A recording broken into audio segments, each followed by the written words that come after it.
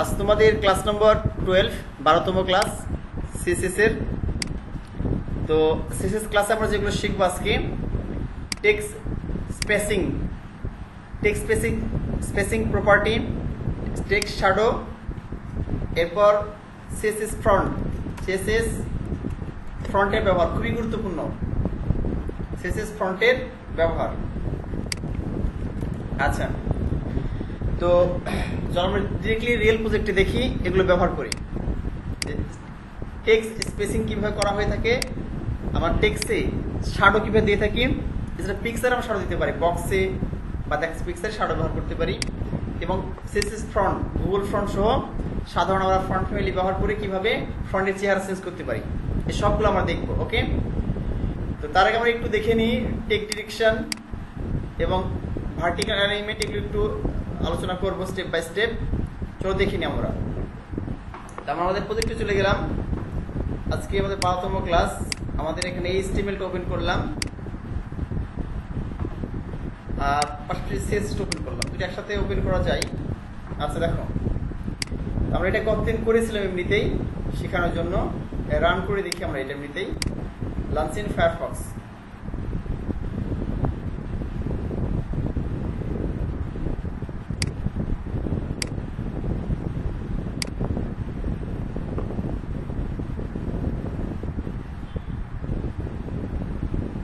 আচ্ছা, আমরা এরকম দেখেছিলাম পিকচার অফ এমপ্লয়িটা দেখছিলাম। আচ্ছা,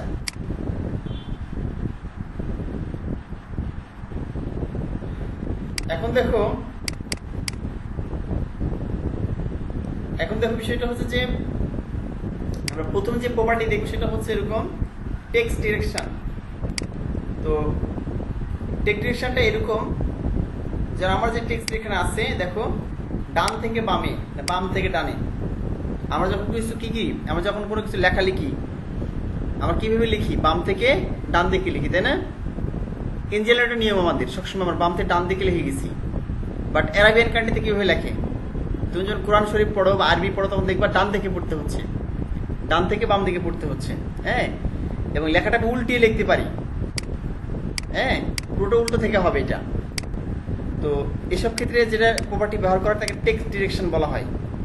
এই যে টেক্সট ডিরেকশন প্রপার্টি ব্যবহার করে খুব সহজে আমরা এটা কি করতে পারি, এটা দেখাচ্ছে যে আমরা কম বেশি করতে পারি, চেঞ্জ করতে পারি। চলো আমরা দেখি কিভাবে করবো এটা। ধরো আমরা এখানে চলে গেলাম, নিচে যাই, এখানে নিচে ধরো আমি একটা H1 নিলাম, H1 মানে হেডিং ট্যাগ নিলাম, লিখলাম আমি যে we are learning text direction। ঠিক আছে, টেক্সট ডিরেকশন প্রপার্টি।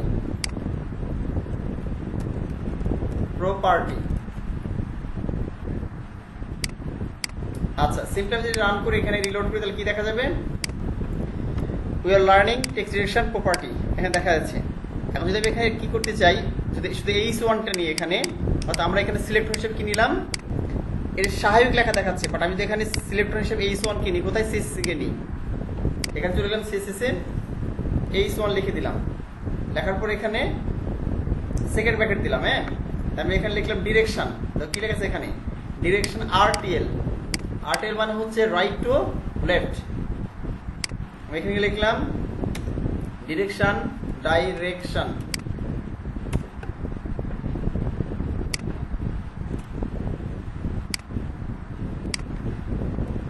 আচ্ছা, ডিরেকশন হচ্ছে RTL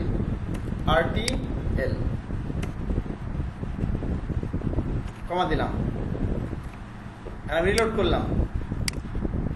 আচ্ছা দেখো, এই যে বাম দিকে ডান দিকে চলে আসছে। ঠিক আছে, আমি যদি এখানে যদি দেখি রাইট টু লেফট, ডিরেকশনটা কি রাইট টু লেফট। এখানে একটা প্রপার্টি আছে দেখো, ইউনিকোড BDDB লেখা আছে। ঠিক আছে, এটা ওভাররাইট করতে বলছে, আমি এই প্রপার্টি দিয়ে দিলাম এখানে।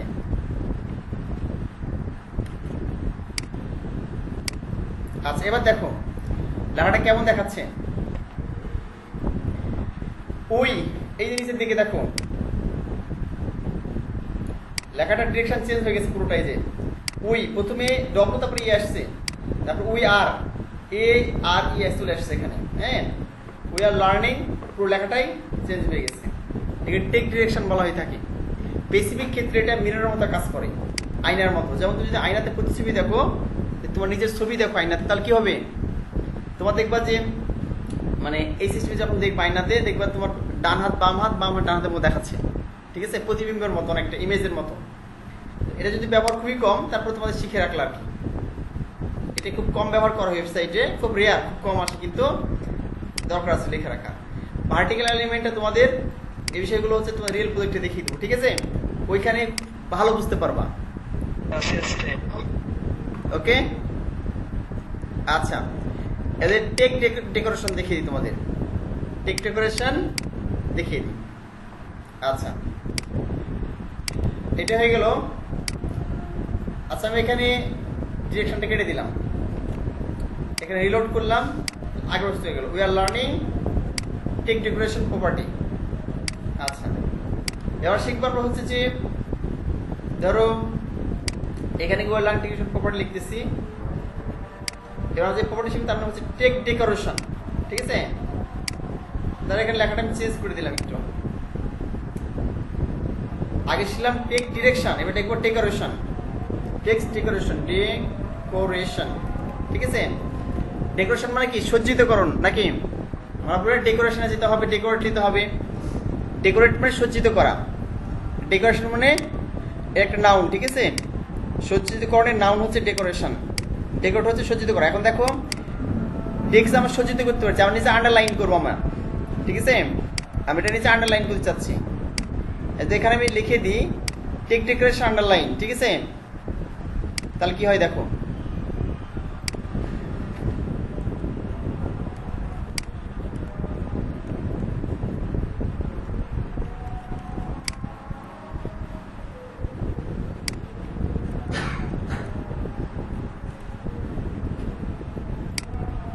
এখানে একটা পার্ট আছে টেক্সটের নাম। হ্যাঁ, টেক্সটের নাম আছে, ওভারলাইন আছে, লাইন থ্রু আছে, আন্ডারলাইন আছে, অনেকগুলো আছে। আমরা একটা করে দেখি, চলো। টেক্সট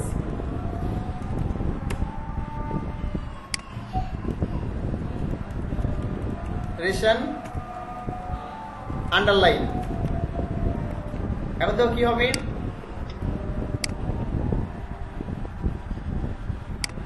দেখো নিজ আন্ডারলাইন চলে আসছে, এখানে লেখার নিচ দিয়ে কি চলে আসছে? আন্ডারলাইন চলে আসছে লেখার নিচ দিয়ে। আর এখানে দিয়েছে ওভারলাইন, টেক ডেকোরেশন ওভারলাইন।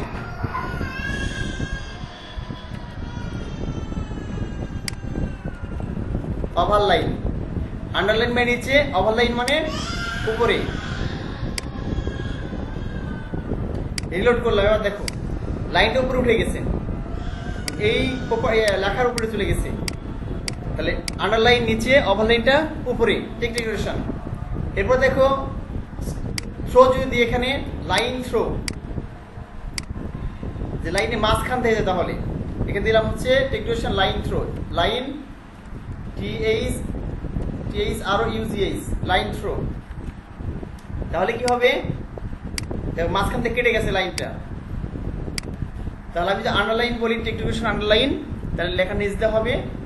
এরপর যদি আমি বলি ওভারলাইন, ওভারলাইন উপরে উপর দেওয়া হবে। এবং দেখা যাচ্ছে আমরা যেখানে যদি কি করি, সেই টেক ডেকোরেশন যদি কি করি তোমার লাইন থ্রো বলি, মানে মাঝখান দিয়ে তখন কেটে যাবে। এটা হচ্ছে। আর যদি আমি টেক ডেকোরেশন নান বলি, এখানে কোনো আগে থেকে করা আছে, নান করলে কি হবে না, কোনটাই থাকবে না। হ্যাঁ, কোনটাই থাকবে না, দেখা যাবে না। এমনিতে ডিফল্ট ভাবে কোনটাই থাকে না। যদি কোনো কারণ থাকে তো আগে থেকে করা করে দেওয়া, তুমি খুঁজে পাচ্ছ না যে কোথায় এটা দেওয়া আছে, আন্ডারলাইন করা, তুমি আন্ডারলাইন উঠা দেবা। তুমি যে ক্লাসের নামটা নিয়ে বা ট্যাগের নামটা নিয়ে তুমি নান করে দিলা। এই অনেক সময় ক্লায়েন্টের কাজ করতে, বুঝছো, ক্লায়েন্টের কাজ করতে গিয়ে ওই হয়তো কেউ কোড করে রেখেছে, কোথায় কোড করে রেখেছে খুঁজে পাওয়া যায় না অনেক সময়, যে আন্ডারলাইন করে রেখেছে বা ওভারলাইন করে রেখেছে, হ্যাঁ, বা কেটে দিয়ে রেখেছে। তখন তুমি ওই জাস্ট ক্লাসের নামটা নিলা, আইডি নামটা নিলা, অথবা তুমি ওই ইয়েটা নিলা, ট্যাগের নামটা নিলা, নিয়ে তুই বলে টেক্সট ডেকোরেশন নান করে দিলাম, তা চলে গেলো অটোমেটিক্যালি। হ্যাঁ, এটা অনেক সময় করতে হয়, এই সবগুলো শুধু এখানে মার্জিন, প্যাডিং, উইড, হাইটের ক্ষেত্রে এরকম করতে হয়। আচ্ছা, এটা আমাদের শেষ হয়ে গেল। হ্যাঁ বলো। টেক্সট ডেকোরেশন আন্ডারলাইন লিখেন ভাইয়া। হ্যাঁ, আন্ডারলাইন লেখার সময় ওইটা নিচে 3টা আন্ডারলাইন ছিল, মানে মাঝখানে ফাঁকা ছিল, স্পেস ছিল। আর ওভারলাইন লেখার সময় একটা দাগ শুধু একটা ছিল। তো অবশ্যই কোনো আছে কি? এখানে তো ফাঁকা দেখাচ্ছিল না, ফাঁকা দেখাচ্ছিল কি? আন্ডারলাইন করার সময় স্পেস ছিল। ছিল? হ্যাঁ।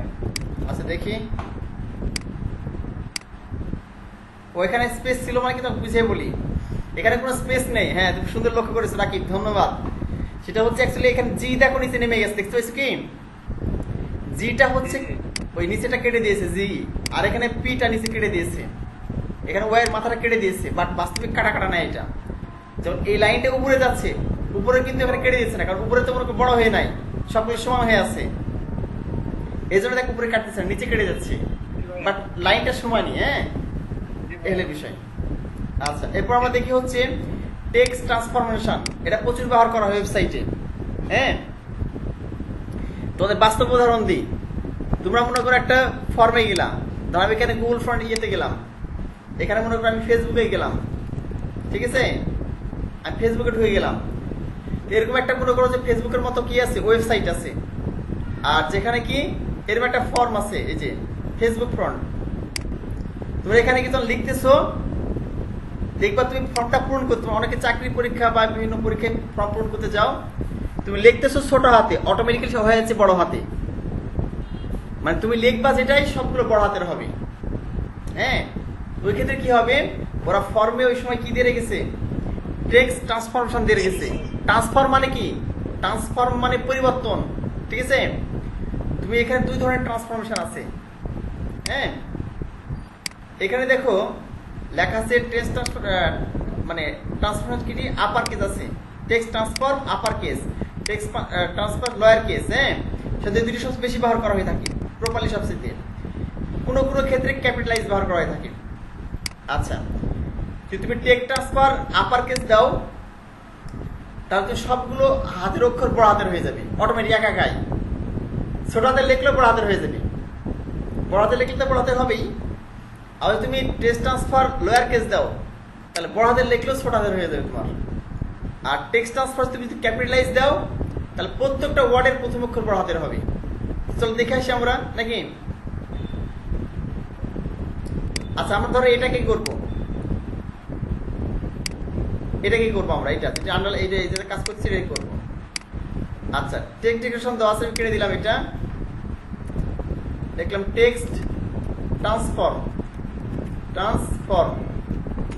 প্রথমে কি লিখবো, আপার কেস,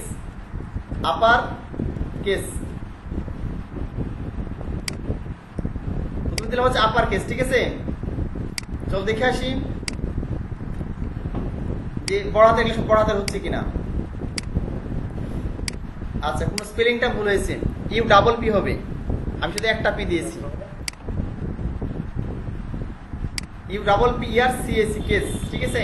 এবার রিলোড করলাম, এই দেখো আমি লিখেছিলাম ছোট হাতের না, we are learning text decoration property লিখেছিলাম, এটা এ দেখাচ্ছে আমরা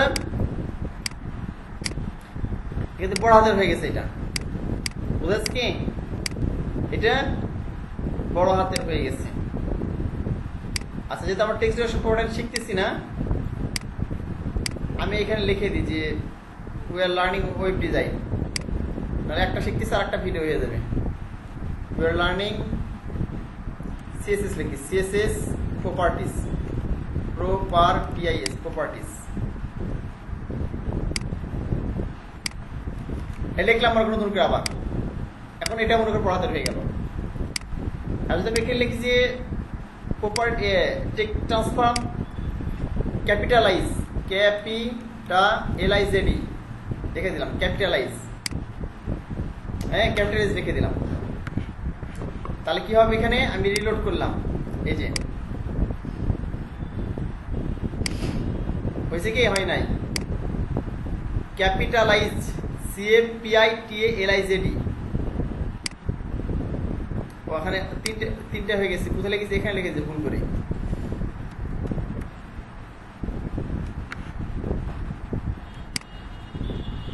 আপার কেস ক্যাপিটালাইজেড, ক্যাপিটালাইজ। আচ্ছা এবার দেখো কি হয়েছে, উই এর ডাবলটা বড় হাতের হয়ে গেছে, আর এর এটা বড় হাতের, লার্নিং এর এলটা বড় হাতের, প্রপার্টির পিটা বড় হাতের, সিএসটা বড় হাতের আছে এটা, ঠিক আছে? ক্যাপিটালাইজ বলা হচ্ছে। আর যদি আমি লয়ার কেস দিই এখানে এলও ডাব্লিউ লয়ার সিএসি, তাহলে আমি ছোট হাতের হয়ে যাবে।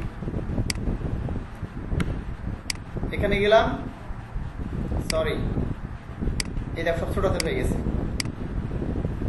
আচ্ছা আমরা দেখেন এখানে কিন্তু ডব্লিউ লিখেছিলাম বড় হাতের, এই যে শুরুতে we are learning this is properties, এখানে দেখো উই এর ডব্লিউটা লিখেছিলাম এ মানে বড় হাতের, এলটা হচ্ছে বড় হাতের, কিন্তু এখানে তো কি হয়েছে সব করে ছোট হাতের হয়ে গেছে বড় হাতে লেখার পরেও।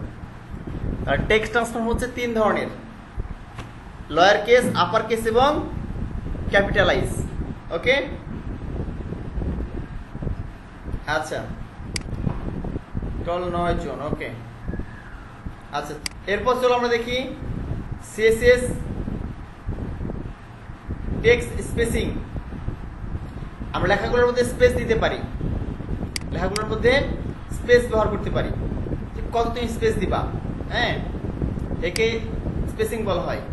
তো টেক্সট ইনডেন্ট আছে একটা, লাইন স্পেসিং একটা আছে, হ্যাঁ লাইন হাইট আছে, ওয়ার্ড স্পেসিং আছে,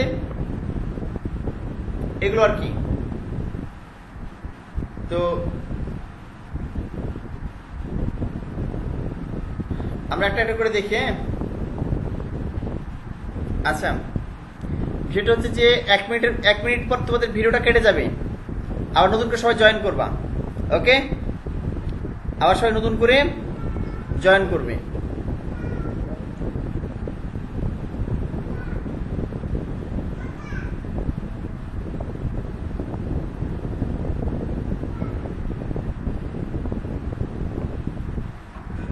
আচ্ছা তাহলে প্রথমে আমরা দেখি হচ্ছে, আচ্ছা বলি টেক্সট ইনডেন্টটা কি।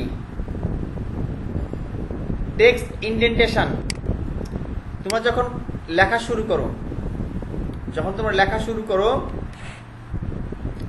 লেখা শুরু করো এমনি সিম্পলি, তখন দেখবা যে পরীক্ষাতে লেখার সময় ভিডিও তাপা উঠে যাচ্ছে, দেখা যাচ্ছে সমস্যা নেই।